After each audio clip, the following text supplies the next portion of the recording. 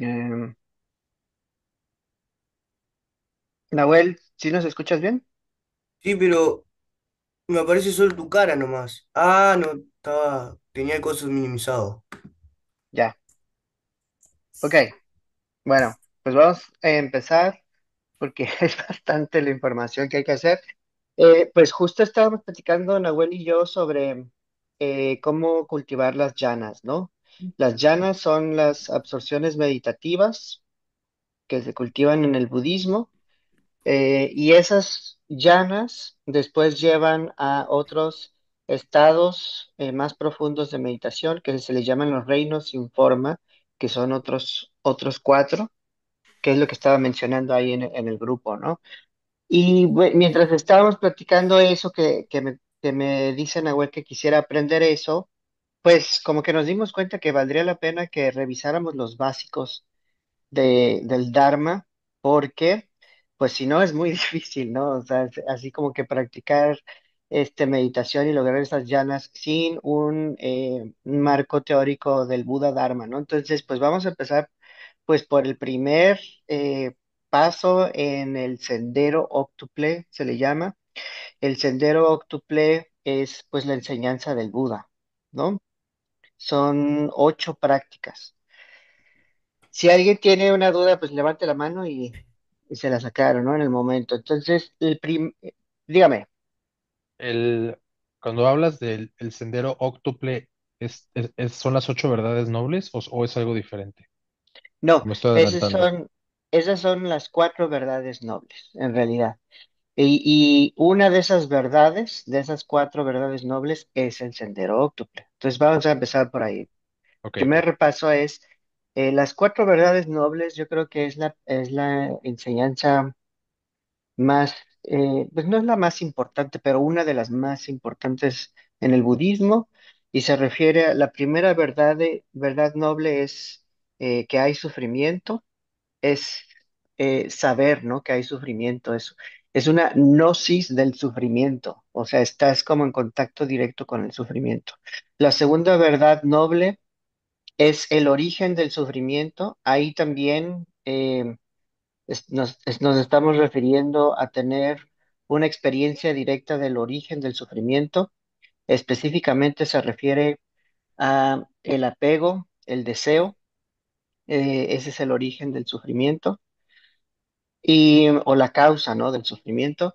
Y luego la tercer verdad noble es el cese del sufrimiento cuando experimentas ese momento en que el sufrimiento empieza a ceder, a bajar, a disminuir, a desaparecer por completo, estás conociendo la tercera verdad noble y sucede cuando dejas ir el deseo, cuando dejas ir el apego.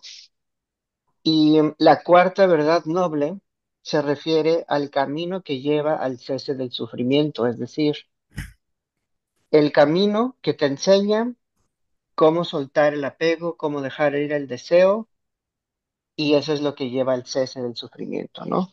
Esas son las 4 verdades nobles, son las que el Buda descubrió en su iluminación cuando estaba meditando debajo del árbol Bodhi y, y que fue de lo primero que enseñó, ¿no? Después de que se iluminó y empezó a dar clases. Y nosotros nos vamos a enfocar en la cuarta verdad noble, el camino que lleva al cese del sufrimiento. El camino que lleva al cese del sufrimiento es el sendero óctuple, ¿ok? Ok. Y el sendero óctuple son, eh, pues, 8 prácticas. La primera práctica es la perspectiva correcta, que es lo que vamos a hablar el día de hoy. La segunda práctica es la intención correcta. La tercera práctica es el habla correcta. Eh, La cuarta práctica es la acción correcta.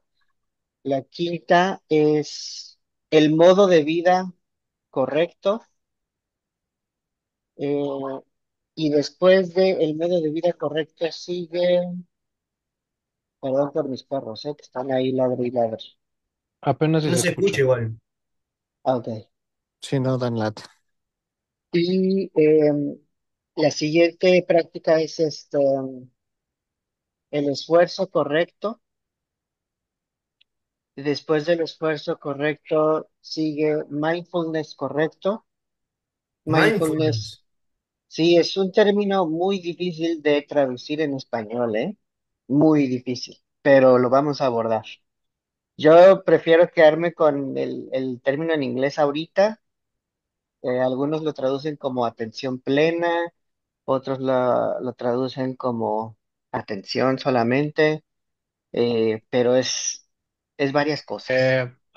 Hay una liga por ahí, Nahuel, a ver si luego, si hay un espacio lo platicamos, y si no, luego lo platicamos para no quitar tiempo Ujú, de la exposición, que hablaba, Gurdjieff hablaba de la remembranza.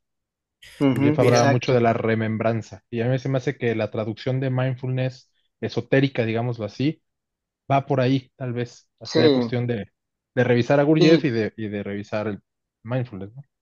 sí, y sobre todo el mindfulness budista es parte de ello es una remembranza, parte de ello es tener presente, ¿no? O sea, cuando tú estás cultivando mindfulness, estás cultivando tener ciertas perspectivas presentes, además de poner atención. Es varias cosas, lo vamos a ver a detalle.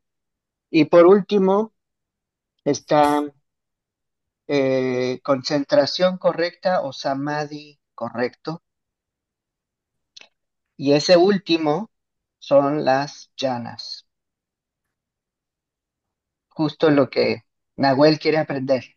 Entonces, pues estaría bueno que veamos las 7 prácticas previas a llana correcta, ¿no?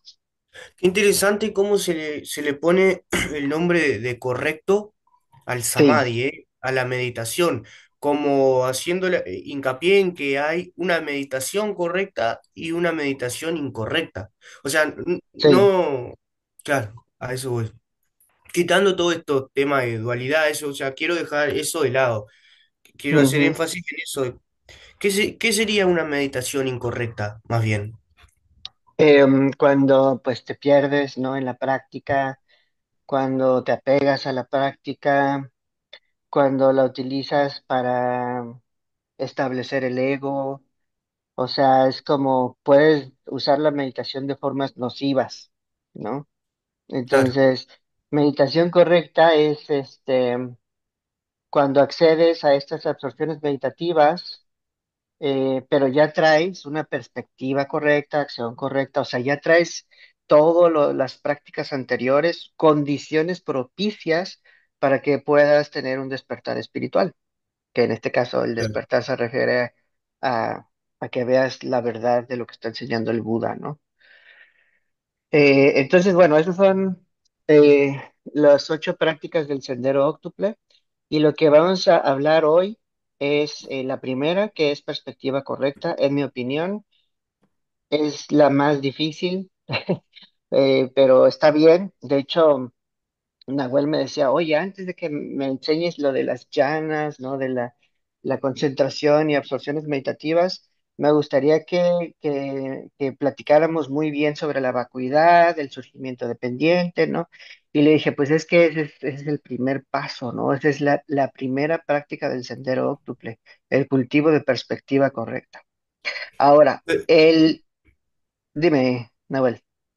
Que eso de perspectiva correcta es la vacuidad, ¿no? O sea,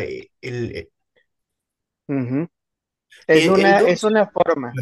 Es una forma de decirlo. Lo que pasa es que el tema es tan vasto, tan grande, tan profundo, que definir perspectiva correcta hay que hacerlo de muchas formas y eso es lo que el Buda hace. O sea, el y Buda si, dio como varias definiciones de perspectiva correcta, ¿no? Y las vamos a platicar, pero en resumen, puedes decir que es vacuidad. Por otro lado, perspectiva correcta también es la comprensión de las 4 verdades nobles. Por otro lado es el surgimiento dependiente y por otro lado es esta enseñanza sobre no es yo, ¿no? Que es anatta, lo que platicamos muy seguido ahí en el chat, ¿no? Ok, entonces, lo que, lo que diré yo al respecto sobre perspectiva correcta es, digamos que tener una perspectiva correcta significa ver las cosas como son realmente, tal y como son. Entonces, cuando hablamos de perspectiva incorrecta, no estamos viendo las cosas como son, estamos viendo algo falso, estamos viendo algo que no es realmente la verdad, ¿no? Al final del día.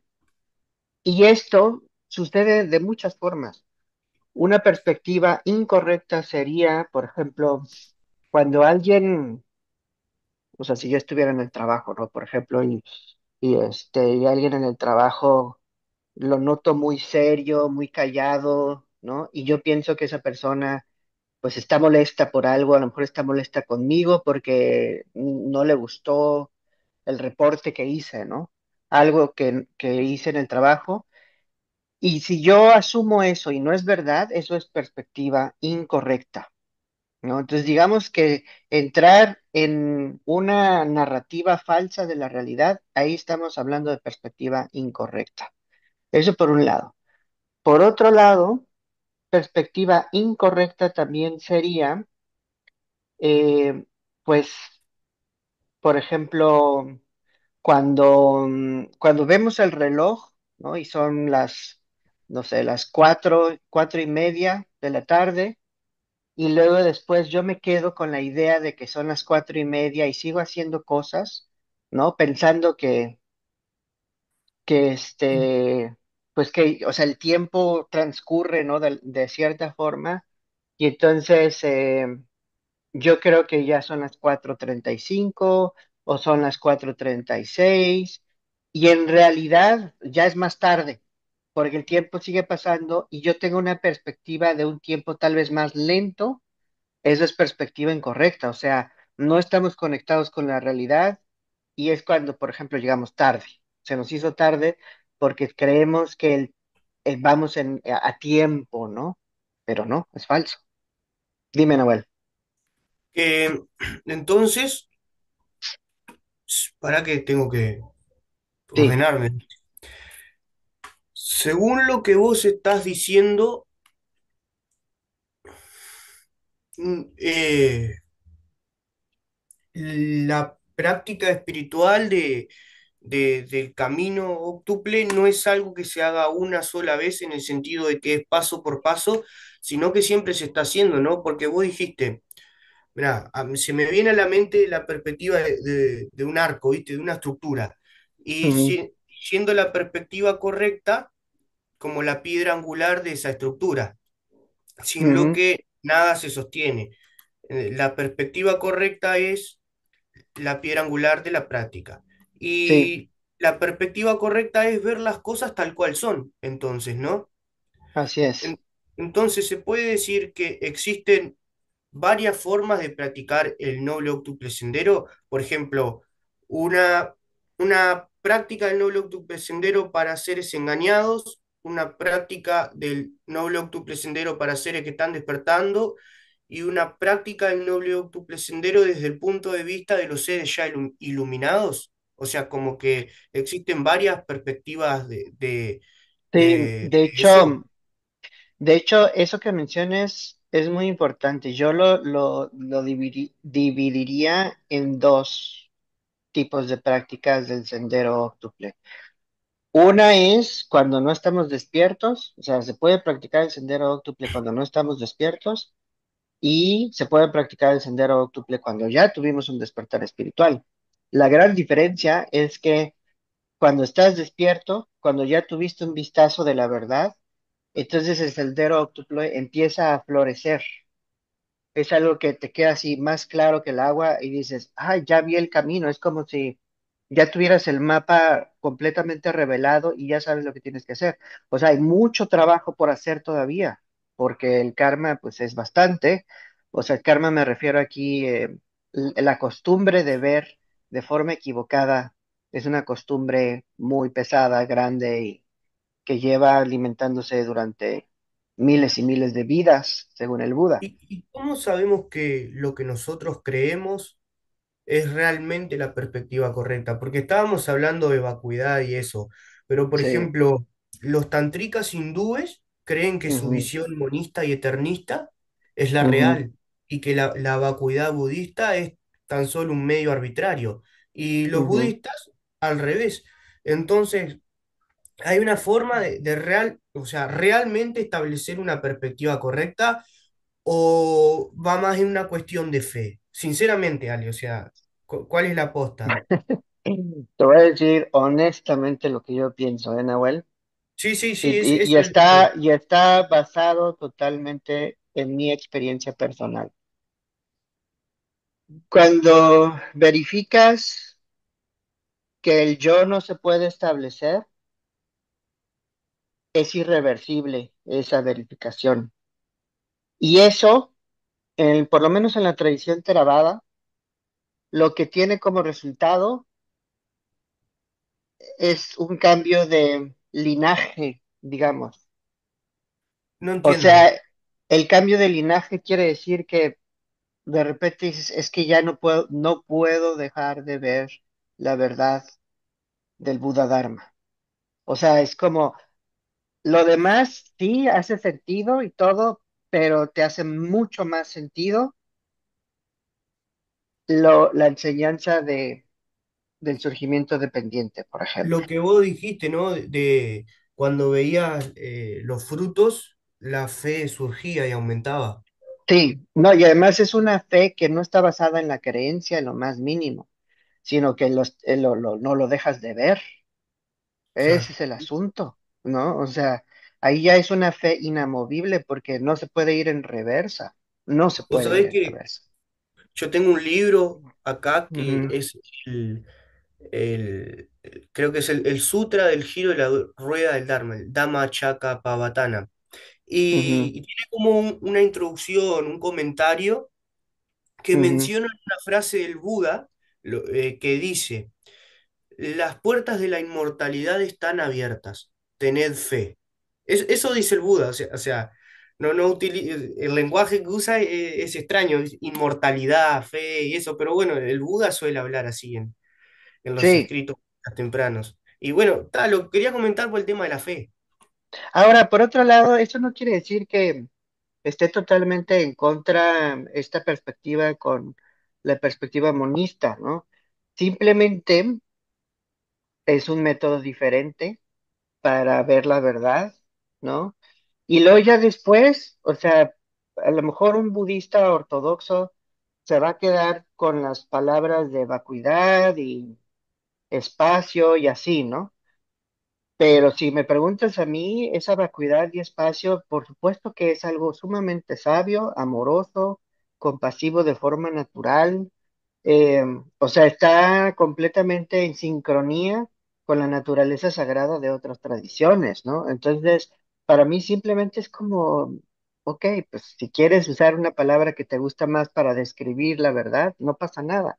Pero lo otro, creo yo, o sea, las perspectivas teístas o más bien monistas, se acercan bastante a lo que es, o sea, la naturaleza sagrada, ¿no? Yo ahí, personalmente, yo prefiero llamarla naturaleza búdica, naturaleza sagrada, y últimamente, pues hasta ya no tengo problemas con utilizar la palabra Dios, pero está entendido de una forma muy específica, y ese entendimiento me lo dio el Buda Dharma.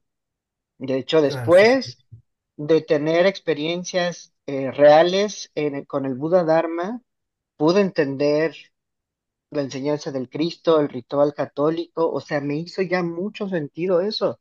Y previamente a eso era así como decir, ay, una religión más, qué flojera, ¿no? Qué hueva esto. Pero después no, fue así como, esto también es un ritual muy importante, ¿no?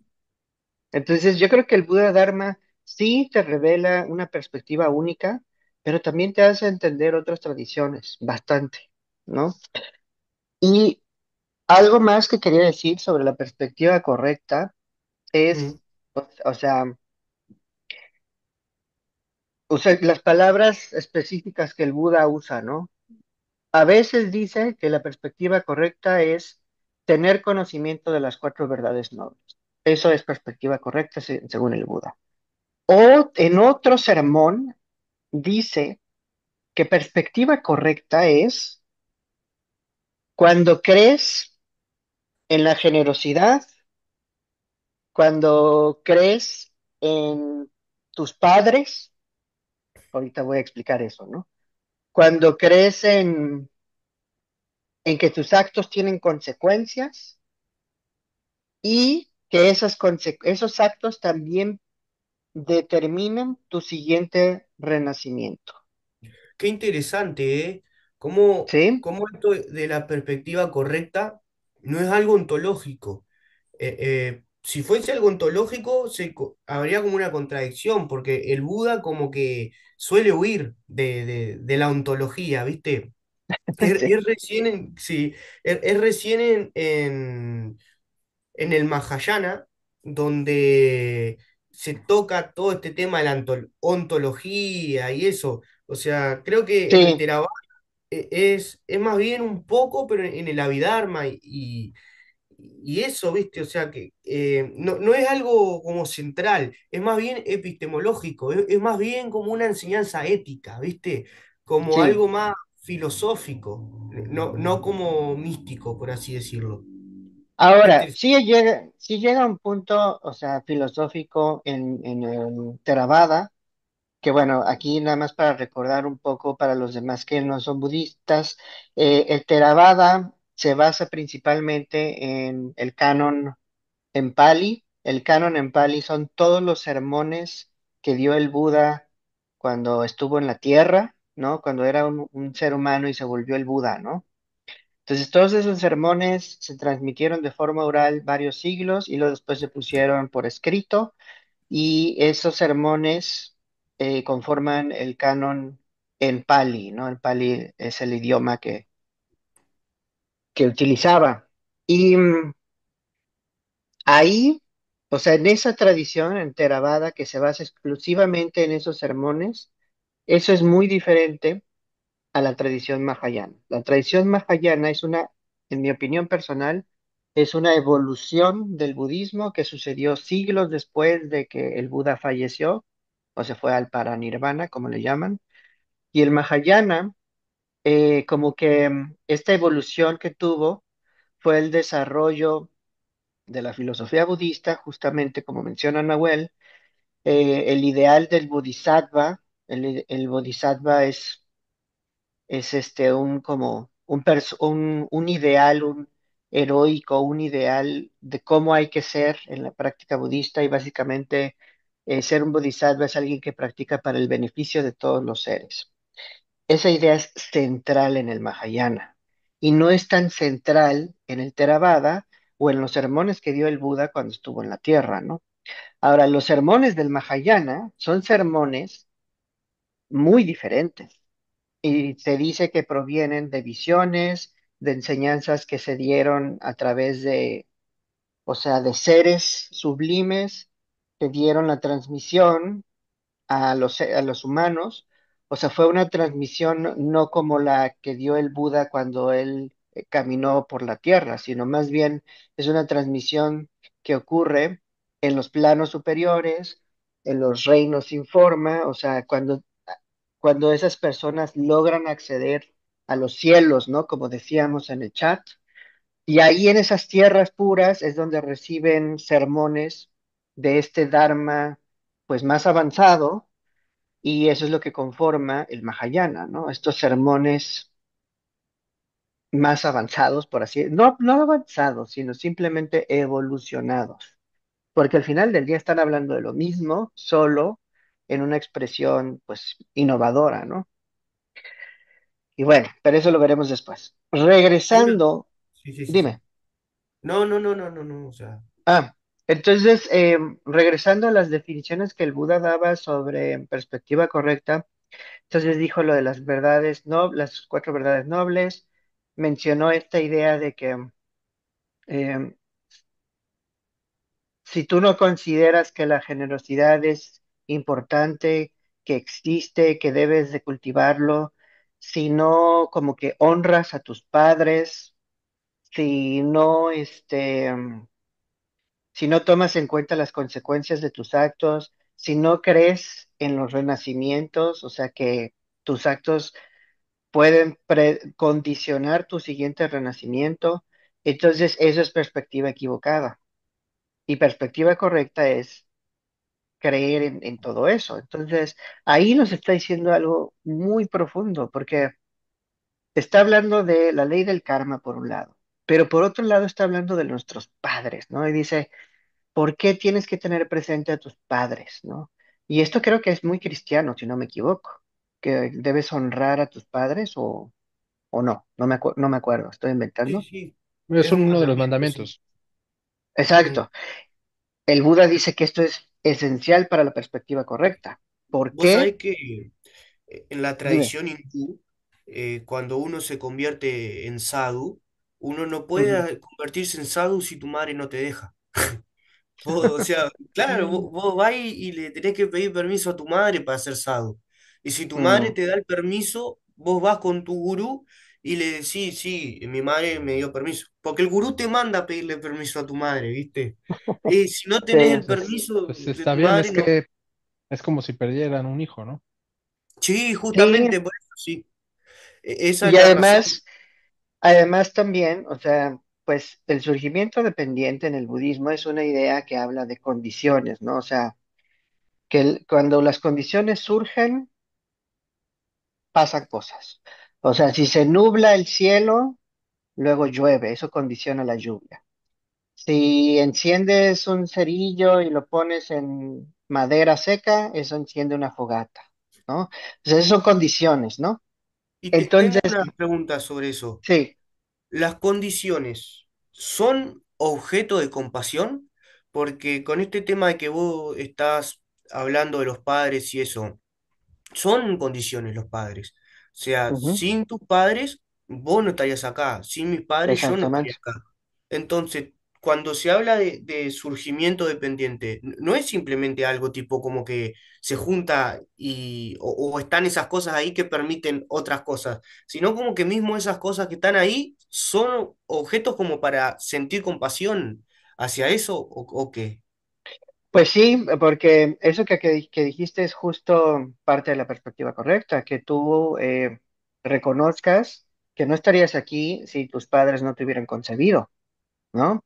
Por un lado. Y por otro lado, si no te hubieran dado de comer, si no te hubieran dado un techo, etcétera, ¿no?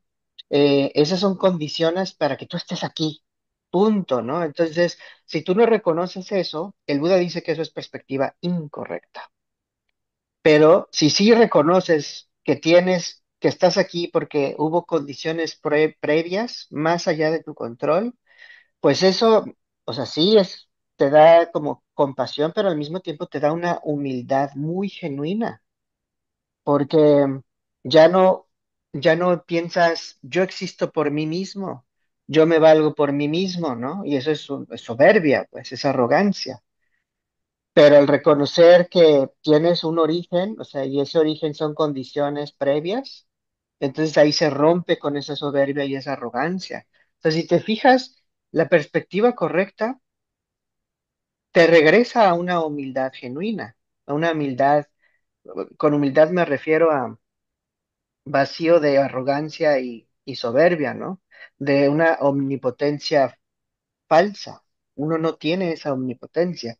Uno surge a partir de condiciones, en este caso los padres, y además otras condiciones como por ejemplo que haya buen clima, que haya comida, que pues cuides tu salud, que tengas una educación, etcétera. O sea, son muchas las condiciones. Y luego, por otro lado, te está hablando del karma, ¿no? En la perspectiva correcta. Te dice, si tú no crees que tus actos tienen consecuencias, entonces tienes la perspectiva incorrecta. Pero si reconoces que tus actos sí tienen consecuencias, esa es perspectiva correcta. ¿Y qué quiere decir eso? Pues que cuando yo actúo, eso tiene efectos, ¿no? Eso tiene consecuencias. O sea, mis actos afectan a cosas que están a mi alrededor, a otras personas, a otros seres. Y eso es considerar como esta interdependencia que hay en, en la realidad, ¿sí? Cuando tú no estás consciente de de tus consecuencias, de las consecuencias que tienen tus actos, estás como fragmentado, desconectado de la realidad. Entonces, considerar las consecuencias de tus actos te reconectan con la realidad, ¿sí? Eso es parte de la perspectiva correcta. Entonces, esa fue como una forma como más mundana, más aterrizada de expresar. Ah, y luego también habla de cómo eso condiciona tus siguientes renacimientos. Incluso dice que alguien que cultiva de la espiritualidad y cultiva meditación es capaz de ver eh, dónde va a renacer, también es capaz de ver sus vidas pasadas, o sea, todo eso es gracias a la perspectiva correcta también. Entonces el Buda dice que si tú crees en eso, si tú crees que puedes ver vidas pasadas y dónde vas a renacer en tu siguiente vida, basado en tus actos, estás, tienes la perspectiva correcta. ¿Ok? Ok. Eh, Voy a esperar Ah, a que güey, se vengan a levantó, ver. no sé si, exacto, no sé si lo llamaron o qué, o si trae la diadema, creo que no. No traía No, nada, ¿no? no. Y, Entonces, y esperaré este un tema poco. del, sí, y este tema del surgimiento dependiente, enmarcado en la perspectiva correcta, es solamente por el tema del sufrimiento que surge de los apegos, o tiene ah, una, o digamos, hay otra lectura más hacia como lo ontológico. O sea, ¿a qué voy? De que de alguna manera en el budismo, pues como que, muy superficialmente hablando, como que se plantea que nada es verdaderamente real, ¿no? Ujú, Como que no, pues, nada ujú, realmente es real, ¿no? Y entiendo yo que el surgimiento dependiente es esta idea de que las cosas así como surgen se van, y pues que es una especie de ilusión, y uno como que se queda atrapado en esa ilusión por sus propias pasiones, por su propio deseo, por su propio ujú. ego, lo que sea, ¿no? Entonces, en ese sentido, la perspectiva correcta, em, está planteando como estar consciente de que todo eso que surge, mm, no es como algo real, o cuál es esa perspectiva. O sea, sí me interesaría Sí, saber tu opinión. sí, va por ahí, pero hay que hablar un poco también sobre qué es real y qué es falso según el budismo, ¿no? Porque no es nada más decir, ah, pues esto es ficción y esto no es ficción, sino más bien cuando se habla de qué es real y qué es falso, se refiere a cómo surgen las cosas, cómo están las cosas ocurriendo en la realidad. Porque justo eso es lo que el budismo hace, te ayuda a ver cómo son las cosas de verdad, ¿no? Y una de las cosas que dice es, pues es falso que las cosas surjan por sí mismas, es falso que tengan independencia absoluta, es falso que sean permanentes en el tiempo, o sea, esta parálisis de las que les hablaba, y te dice que es falso y te da los medios para que lo verifiques en la realidad. Y entonces, mediante la enseñanza, la práctica de meditación, el estudio, entonces tú empiezas a verificar que sí es cierto, ¿no? Que, que las cosas no pueden ser así como paralizadas y que uno no surge por sí mismo, como por ejemplo este asunto de los padres, ¿no? O sea, tiene que Ujú. haber concepción, por ejemplo. Esto choca totalmente con el pensamiento de Otton, por eso me río, porque Otton es idealista, si no me equivoco, ¿no? Se le llama así. Sí, Eh, sí, pues todo, como les digo, todos los herméticos, cabalistas, Ujú, etcétera, todos son neoplatónicos. mm. En el fondo ujú, todo es neoplatónico, con un andamiaje metafísico un poquito más rebuscado, pero en el fondo es un neoplatonismo, donde pues se habla de una emanación, ¿no? O sea, todo ujú, emana de algo, hay una emanación que está creando el universo. Este, Sin embargo, no, yo sí ligo un poco, Nahuel, esta parte que está hablando ahorita, que le pregunté del sufrimiento dependiente, que tenía la duda si era un tema que estaba directamente ligado al sufrimiento o era una postura filosófica más como estas actitudes que luego se plantea mucho en el estudio del ocultismo, que es ni fu ni fa, ¿no? O sea, que seas como impasible ante algo, que ni te provoque dolor ni te provoque gozo, ¿no? De ir generando estas perspectivas así medio como Es que desapegadas, ¿no? Entonces, por dentro eso de, preguntaba. sí, sobre eso, dentro de la primer noble verdad del sufrimiento, si no me equivoco, era esto es sufrimiento, ¿no? Ujú. Es la primera. Existe, Eh, ujú. ¿Existe el sufrimiento? el, ¿Qué nos dijiste? el placer, Saber que hay el sufrimiento, sí. apego, Ujú. eh, es sufrimiento. O sea, el Buda considera que los estados positivos que son efímeros también son sufrimiento, pero son como un sufrimiento más sutil, ¿viste? Como más Sí. Sí, por el hecho de Y ser pasajero. también, por un lado es sutil y por otro lado también están condenados a llevar al sufrimiento, o sea, está condicionado que lleva el sufrimiento por lo de la parte impermanente, ¿no? Ahora, por otro lado, o sea, ligándolo un poco más a la idea del sufrimiento, pues el surgimiento dependiente aplica para, o sea, la enfermedad y la cura, es decir, si hay apego, surge el sufrimiento. Ese es un ejemplo de surgimiento dependiente. O sea, el sufrimiento no va a surgir si no hay apego. Punto. Es como una ley, ¿no?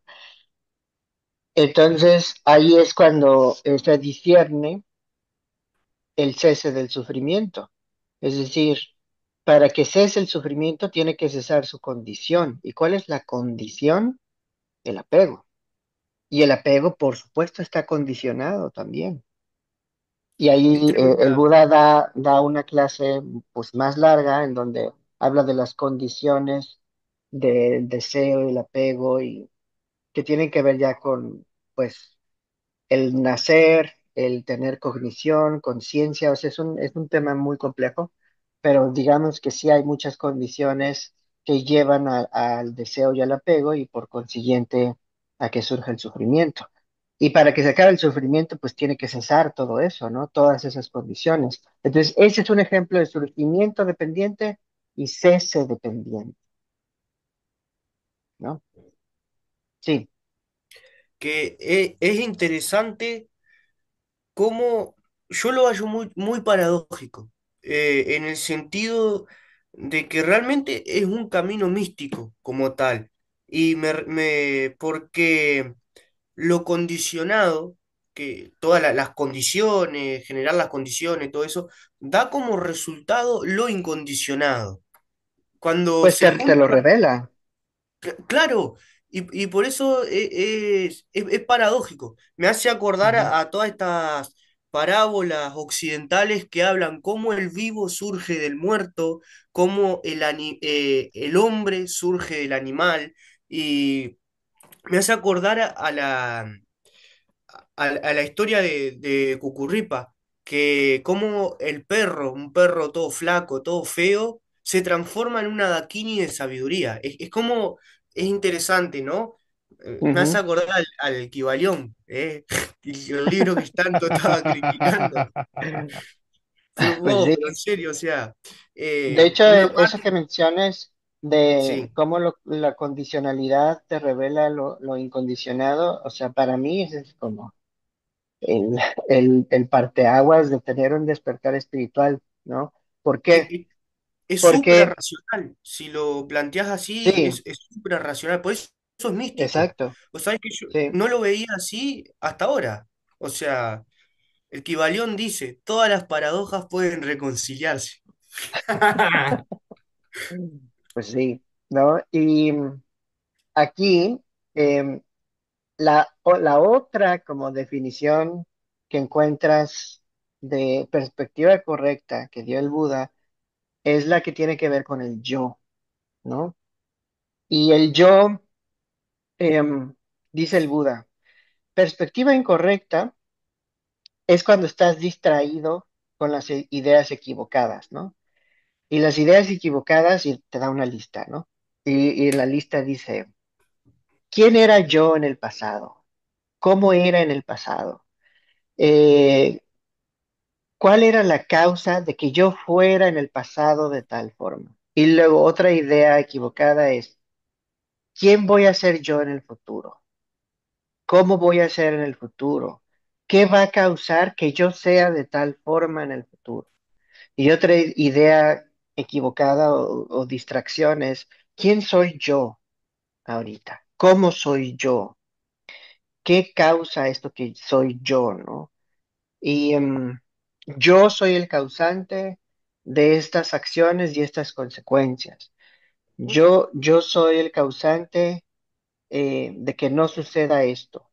El Buda dice que todas estas ideas son perspectiva incorrecta, ¿no? O ¿Por qué? sea, eh, Porque sí, el yo es algo que pues no se encuentra en la realidad fenoménica. Lo que hay son actos y consecuencias, lo que hay es procesos, lo que hay es una serie de sucesos condicionados y, y la idea equivocada es creer que hay algo fijo, que hay algo independiente y fijo. Esa es como la forma, ¿no? Ahora, esto no quiere decir que, pues que la idea esté mal, ¿no? Sino simplemente em, el asumir que es algo independiente y asumir que es fijo, que se mantiene fijo en el tiempo, ese es un error cognitivo. Y es justo lo que está refutando el Buda, diciendo eso es perspectiva equivocada y la perspectiva correcta es el surgimiento dependiente. Y entonces ahí cuando le preguntan, ¿y entonces, pues qué es esto, no? O sea, si estar pensando en términos de yo está mal, ¿qué es lo correcto? Y el Buda dice, pues cuando hay conciencia, hay sentidos, y cuando hay sentidos, hay contacto, y cuando hay contacto, hay sensaciones, y cuando hay sensaciones, hay apego, y cuando hay apego, hay antojo, y cuando hay antojo, hay un devenir, le llaman, ¿no? Y cuando hay devenir, hay nacimiento. Y cuando hay nacimiento, hay muerte. O sea, está hablando de esta como cadena de condiciones que suceden. Te está dando una condicionalidad. Te está diciendo, esta es la realidad. La realidad es condicionalidad. ¿Ok? Y entonces, pues esto es bien profundo porque pues llevamos toda nuestra vida y todas nuestras vidas pasadas con una perspectiva diferente. Nuestra perspectiva es yo existo, yo estoy aquí, yo soy yo, y luego también la idea del yo implica posesividad, posesión, o sea, yo soy dueño de mí, yo tengo cosas, yo tengo mis ojos, mi nariz, mi cuerpo, y el Buda dice que pues todo eso se desploma. La sensación de un yo fijo que yo poseo, eso no es posible, no es posible.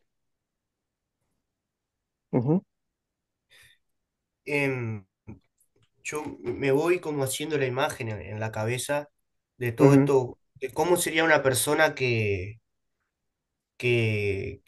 que vive así, o sea, como vos estás describiendo, que no tiene este condicionamiento, no tiene esto otro, y, y sinceramente da miedo. Da miedo, Ujú, sí, sí, ujú. porque me parece que no sé qué tan funcional sería para la sociedad. Sería muy funcional porque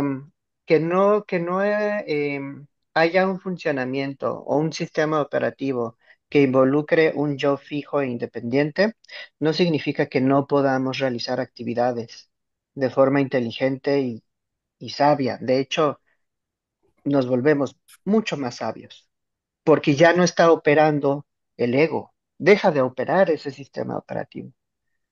Y lo que queda es otro sistema operativo que no está condicionado por esa perspectiva equivocada, por lo tanto opera mejor, opera de una forma desinteresada, una forma que no es egoísta, una forma que no genera sufrimiento, no genera ira, por lo tanto, eh, no genera estas emociones nocivas en uno. O sea, ese es justo el beneficio principal de este camino espiritual, que estás logrando realizar una naturaleza absolutamente saludable y sabia al mismo tiempo.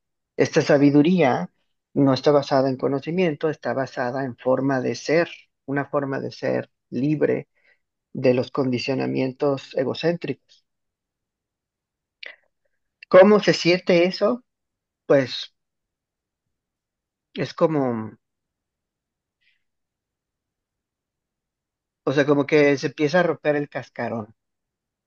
Antes de de empezar la transición, porque es una transición que ocurre en el tiempo, o sea, que tiene como que un inicio y luego ya una consumación, pues es como empezar a tomar conciencia de lo que está a tu alrededor, empiezas a tomar conciencia de las personas.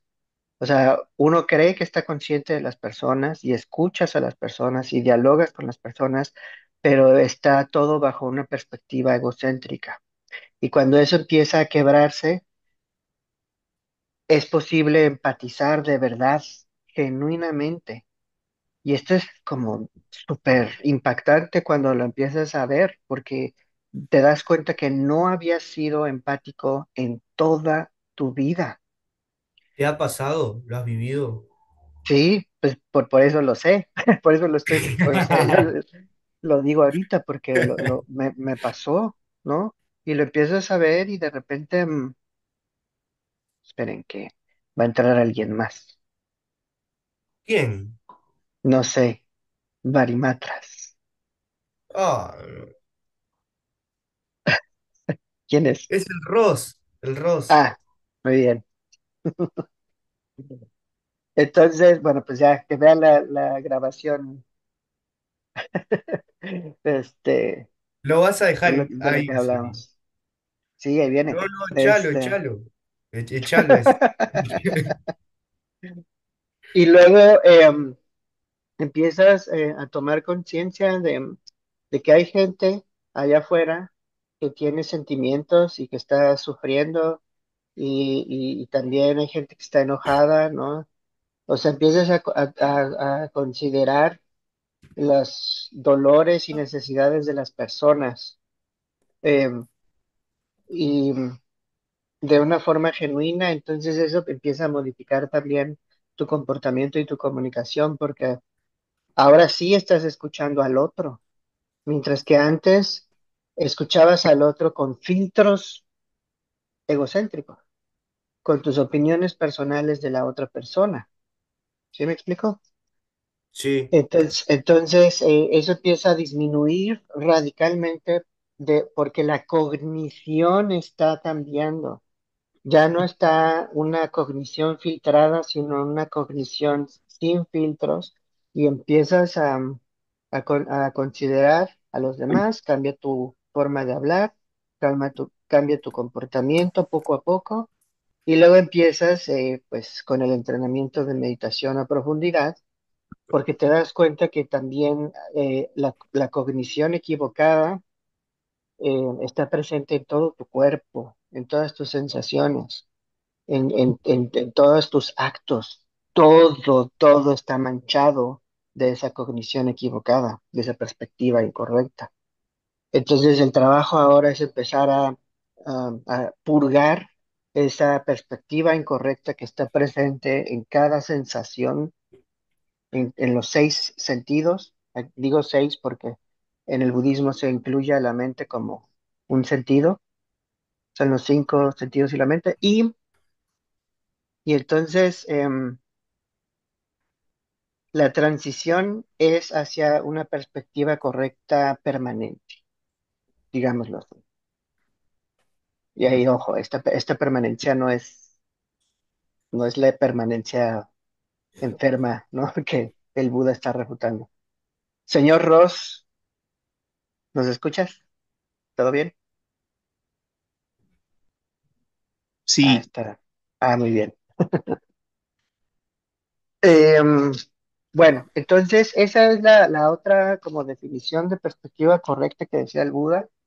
O sea, básicamente está diciendo, si tú asumes eh, que el yo existe y que eso eres, y que tú eres dueño de eso que eres, eso es equivocado. Y la perspectiva correcta es que no es yo, o sea que la realidad no es esto que, que estás como asumiendo. Y puedes asumirlo toda tu vida, ¿no? Es algo que desde que naces estás como alimentando, estás mm, nutriendo, ¿no? O sea, según el Buda, esta perspectiva proviene de muchas vidas pasadas previas. Dime, Nahuel. Eh, igual como, no sé cómo decirlo, pero como el acuerdo mutuo de que el yo existe no desaparece, ¿no? O sea, como algo así nomás, ¿no? Ujú.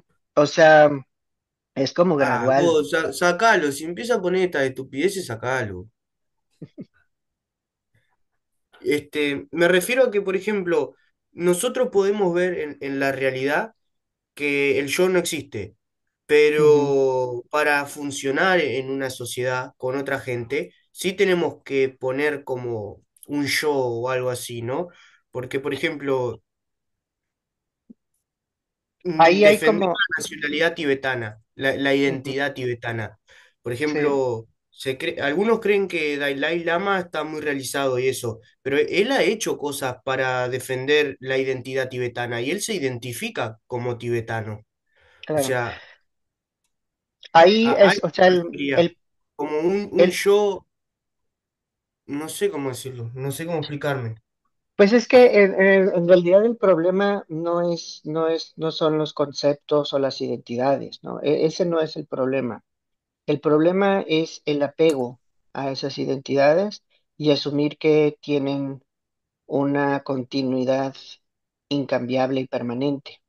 O sea, si yo digo que lo que soy es independiente y es fijo en el tiempo, entonces eso causa muchos problemas en tu vida. Y cuando dejo de hacer eso en mi cognición, la identidad no es un problema, porque ya no hay apego a ella, hay una libertad de esa identidad. Ahora,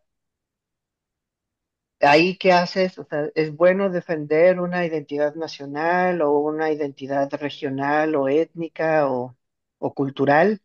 Pues depende de las circunstancias, ¿no? O sea, si la identidad cultural de algún pueblo está en peligro, o sea, que está siendo atacada de forma nociva, pues eso tiene consecuencias nocivas en las personas. Entonces, ahí valdría la pena, o sea, como que marcar límites, ¿no? O sea, eso es algo muy saludable. O sea, el marcar límites no aplica nada más en términos personales psicológicos, sino que también puedes marcar límites en términos regionales, culturales, nacionales, según sea necesario, o internacionales, ¿no? O sea, el punto es que ese marcar límites, la intención es lo que cuenta. Si lo haces con intenciones nocivas, pues está equivocado marcar límites de esa forma. Pero si la intención es saludable, como proteger la integridad de algunas personas, su salud, su bienestar, entonces eso es una intención saludable. O sea, no está equivocado hacerlo. Y de ahí ya partimos, si se fijan, al resto de las prácticas del sendero óctuple. Todo depende de la perspectiva correcta. O sea, yo ahí, más que decir si está bien o mal defender un pueblo, Depende mucho de tu perspectiva. Si tu perspectiva es incorrecta, o sea, si es egocéntrica, si es nociva, si está equivocada en términos cognitivos, va a tener intenciones nocivas, acciones nocivas y resultados y consecuencias nocivas. Pero si la perspectiva es correcta, es decir, que no está basada en un egocentrismo, que no está basada en un apego al yo, que no está basada en una continuidad necia, falsa, redundante, Ok. entonces eso no va a tener intenciones eh, nocivas, sino más bien va a ser saludable. ¿Sí? Un segundo. Et- Pero, sí, Que voy a darle de comer a mis perros. Ya vuelvo. ok. Mientras vamos a ahora, seguir con otras dudas. independientemente del tema cultural, pues la identidad es algo que surge, aunque tú no lo quieras, o sea, las otras personas crean también esa Sí. identidad sobre ti, ¿no? Entonces, una cosa es que tú no estés promoviendo digamos, subordinado a ese ego, ¿no? Haciendo las Ujú, cosas por ese ego, por esa necesidad de ser, esa necesidad de tener, de, pues de alguna manera pues sí, de poseer a los demás, porque finalmente el ego lo que quiere es eso, ¿no? En múltiples ujú, sentidos, sexual, económicamente, lo que sea, ¿no? Intelectualmente incluso. Tú puedes no ujú, tenerlo, pero pues aunque tú no lo estés, alimentando, la identidad se está creando por los demás, ¿no? Surge, sí. ¿no? Ahora tú eres consciente de que es una parte de tu experiencia en la vida que surge y se va, ¿no? O sea, creo que parte de la perspectiva correcta es decir, esto es el cuerpo que tengo prestado de carne y hueso, digamos, el día que yo cuelgue los tenis hasta ahí llegó, ¿no? Ujú, No vale sí. nada, ¿no? Pero eso no quita que, pues como decía Nahuel, o sea, la identidad se crea de manera social, de manera automática, de manera inevitable, ¿no? Este, y, y yo creo que también por eso es que no hay conflicto, como tú Y, por, decías. y de hecho, o sea, esa identidad pues es una convención social al final del día y eso es algo que se estudia mucho en el budismo mahayana, ¿no? El budismo mahayana habla de una verdad absoluta y una verdad convencional. Entonces, en la absoluta, pues, como que no, ahí no importan las identidades porque no poseen existencia inherente, ¿no? O sea, ahí sí, como que en el Mahayana no se quedan con la refutación del yo, sino que refutan por completo toda la realidad, ¿no? O sea, haz de cuenta Ujú. que se van sobre los egos de las cosas, los egos de cada suceso, de Órale. cada fenómeno, ¿no? Cuando Y, venía, estaba y se escuchando lo que purifica decías eso.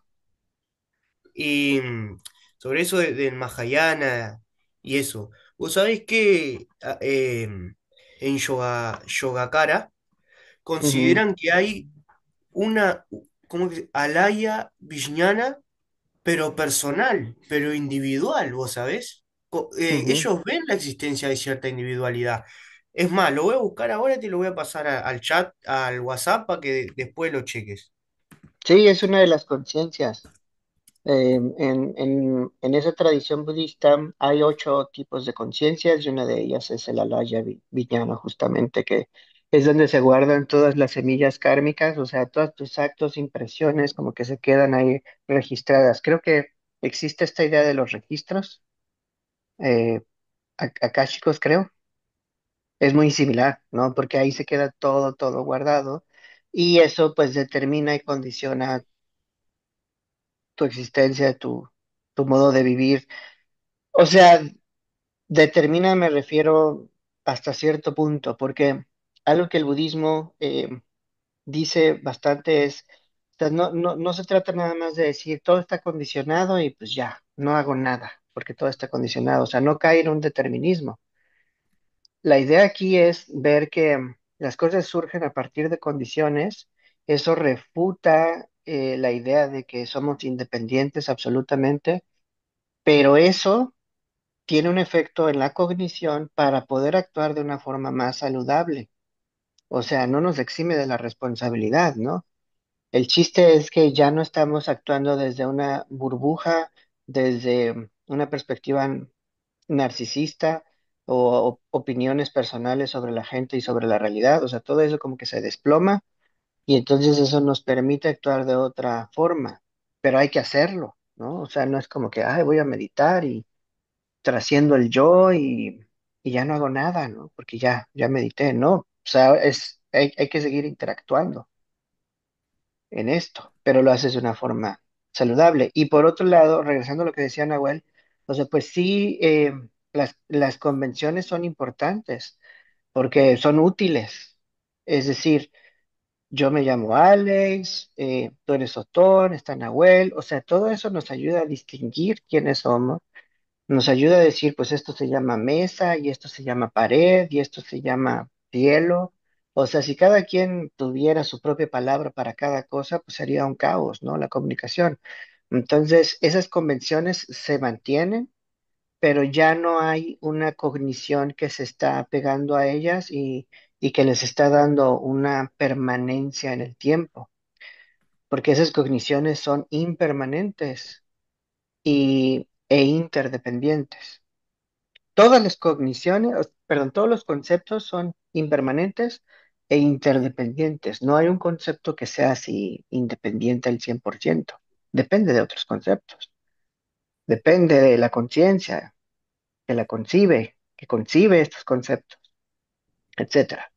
Entonces, bueno, ese es un resumen como de qué es perspectiva correcta y eso dicta el resto del sendero óctuple, dicta las intenciones y luego las intenciones dictan las acciones, que de hecho las acciones se dividen en habla correcta, acción correcta y modo de vida correcto, ¿no? Entonces todo eso lo vamos a revisar y, y todo ese comportamiento saludable culmina en la práctica de la meditación. O sea, al final del día, el comportamiento saludable y la perspectiva correcta deben de permear también, pues, nuestra cognición para purificar el comportamiento nocivo, sutil que está ocurriendo en el cuerpo, en la palabra y en la mente. ¿Me explico? Ujú. Sí. Muy bien, pues ese es el tema. Oye, una pregunta de este Dime, asunto de los... eh, ¿está ligado el tema de los... del camino octopli con los llamas y los niyamas? ¿cuáles son esos? No los recuerdo. Pues son como cosas que te dicen que sí hacer y lo que no hacer. O es que no sé si es hindú o budista, el llama y el niyama, pero si quieres No lo ahorita recuerdo, ¿eh? los... Igual y es hinduista, no sé, o védico No o sé, algo. tal vez pensé que era... No, yo pensé que era O a lo mejor sí, a lo mejor es un término en pali que no Ah, conozco, no, ¿no? Pero, son sánscrito y es del yoga. Ah, ok, es que es una cosa del yoga, del Rig Veda. Eh, ujú. ok, bueno, luego lo comparamos. Seguramente tiene que ver, pensé que era budista, pero no, ya estoy viendo que es algo más de De un tema. hecho, me acabo de fijar en internet y, y sí, justamente sí. El noble octuple sendero tiene reglas éticas. De hecho, el noble octuple sendero tiene un parecido con el Raja Yoga, que es increíble. De hecho, algunos consideran el noble octuple sendero como el Raja Yoga en sí mismo. Órale. Y en una entrevista que le hacen a Krishnamurti, Ujú. Krishnamurti odiaba que le preguntaran sobre cosas místicas o cosas así. Lo odiaba. De hecho, solía evitar esas Ujú. preguntas. Y en una le preguntan sobre el Raja Yoga y si permitía el despertar de Kundalini. Y, y ahí dice Krishnamurti que el Raja Yoga en realidad es llevar una vida con una ética y una moral tan sublimes que eso es lo que te permite la evolución espiritual. Sí. Eh, Al final del día, eso es lo que hace el sendero óctuple. Te da una forma de comportarte que genera las condiciones para que entiendas cómo son las cosas. Y luego, cuando entiendes, el cultivo del sendero óctuple continúa, que es lo que decíamos hace rato. O sea, la práctica es de forma ordinaria y extraordinaria. La extraordinaria es cuando ya verificas que el yo no se puede establecer. Eso es lo que te Buenísimo. da como el ingreso al río del Dharma. Muy bien, pues yo creo que con esto lo podemos dejar ahorita. Igual y la semana que entra nos podemos reunir para el siguiente, la siguiente práctica del sendero octuple, si les parece. Me gusta. Sí, a mí también sí. ¿Está Creo bien? que sí, una vez por semana es poco igual, me parece. No, Pero está bueno, perfecto una vez son a la tus semana, tiempos, ¿viste? viejo. Sí, sí, sí, no, está